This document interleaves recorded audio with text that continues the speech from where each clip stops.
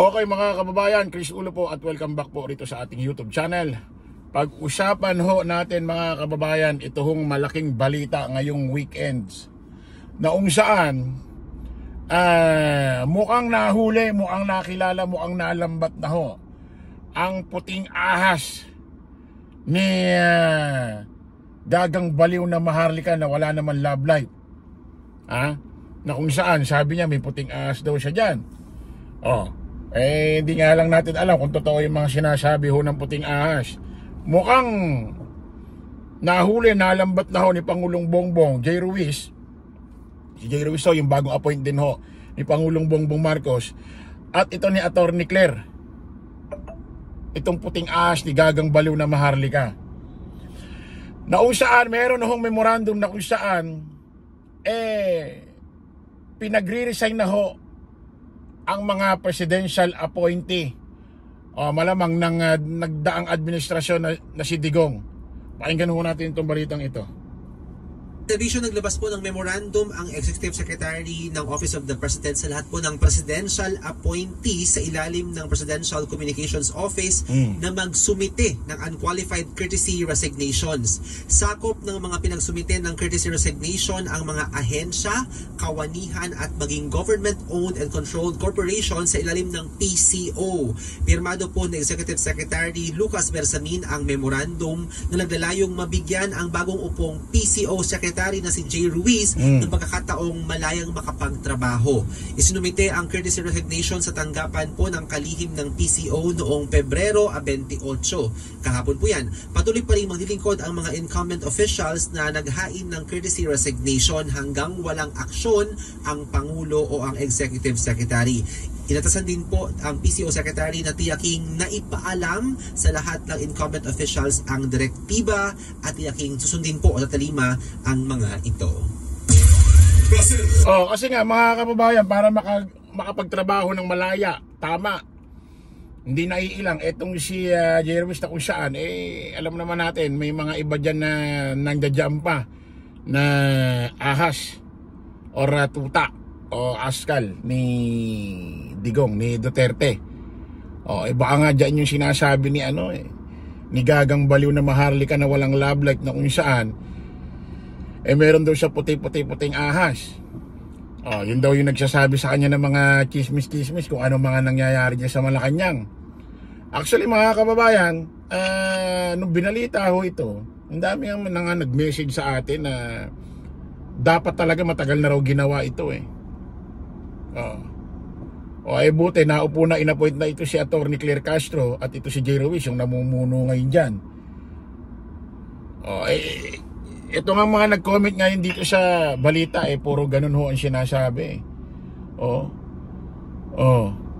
Tama, dapat lang, dami talaga palpak na government appointee.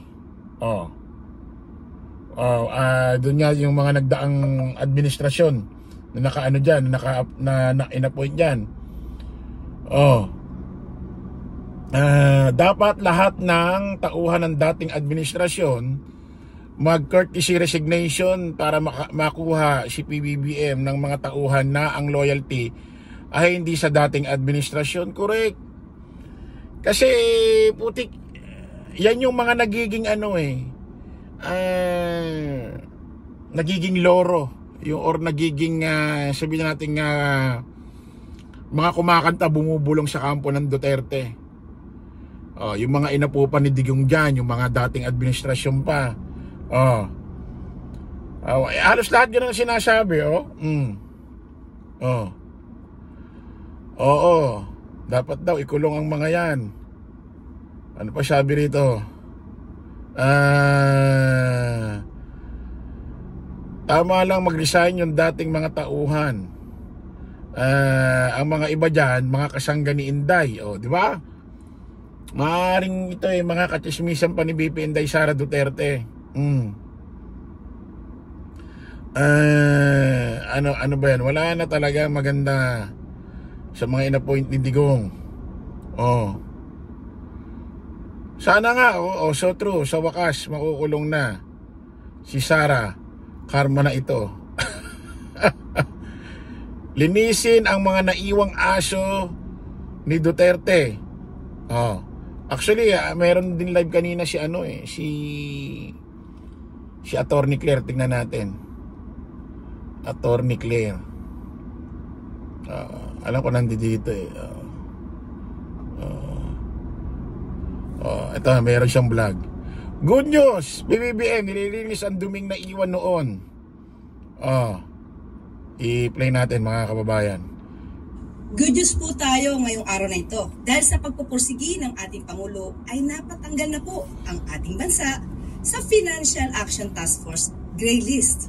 Tawa ko, binabanatan ni Gagambaliw na Maharlika. Ito si Attorney Claire. Hindi siya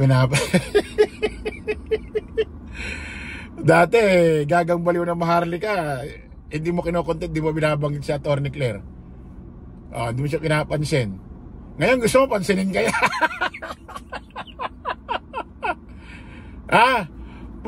Porkit nang ibabaw na yung tao sa'yo, gusto mo pansinin ka niya. Tanga ka pala eh. Tuloy natin. Ano po ba ang ibig sabihin nito?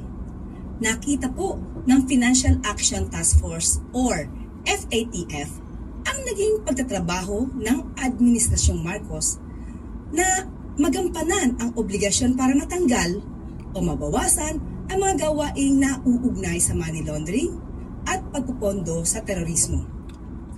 Ano po ba itong FATF?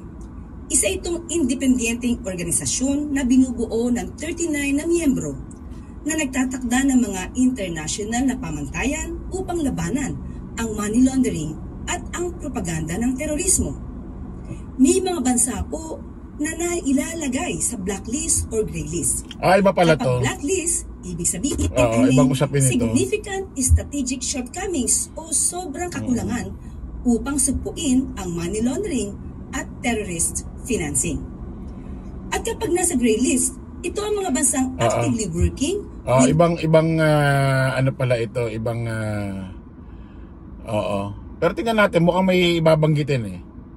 Ulit, pahinga natin. FATF para ma-improve ang anti-money laundering processes at kailangan na magawa ang mga action plans at rekomendasyon sa natatakdang panahon para maialis sa gray list.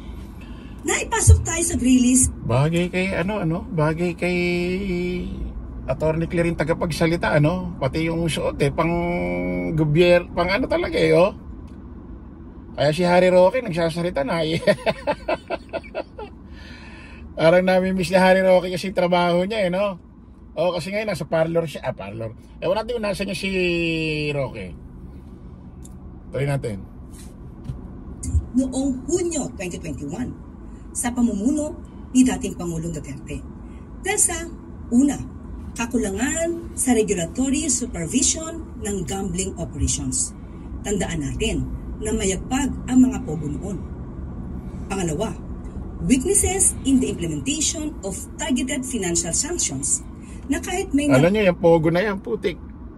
Pag sinabing pogo, sa administrasyon Duterte lang talaga pumasok yun Naalala ko tuloy yung sinabi ni Mayor Magalong na may mga kumakausap sa kanya o gusto magbigay ng pera, halaga na pera na payagan papasukin ng pogo sa kanyang lungsod sa Baguio.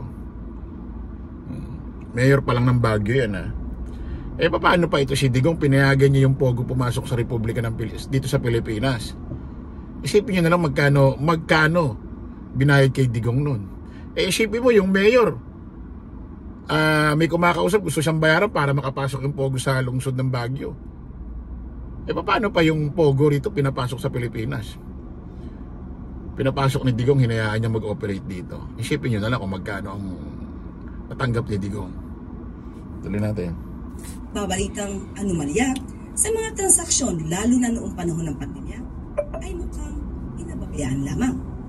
At pangatlo, delays in the implementation of Anti-Terrorism Act of 2020 kahit na napakalaki na intel at confidential funds noon. Nailagay nga tayo sa gray list noong 2021 matapos matukoy ng international watchdog na 18 na kakulangan na dapat matugunan ng gobyerno para labanan ang money laundering at terrorism financing sa bansa. Pero dahil ipinag-utos ng ating Pangulo through the Executive Order number 33 na kumilos agad-agad upang matanggal ang ating bansa sa gray list, nakita ng FATF ang improvements ng Pilipinas patungkol sa money laundering and terror financing controls. Napakalaking accomplishment po ito ng ating Pangulo na matanggal nga ang bansa sa gray list. Kapag ka po ang bansa ay nailista sa gray list, mahihirapan po ang ating mga OFW sa kanilang mga remittances, pati na po ang transaksyong finansyal ng bawat isa o ng bansa ay maaari pong hindi payagan. Ibang ano ito, pero good news ito. Pero ibang usapin ho ito mga kababayan. Talakayin na natin ito sa susunod.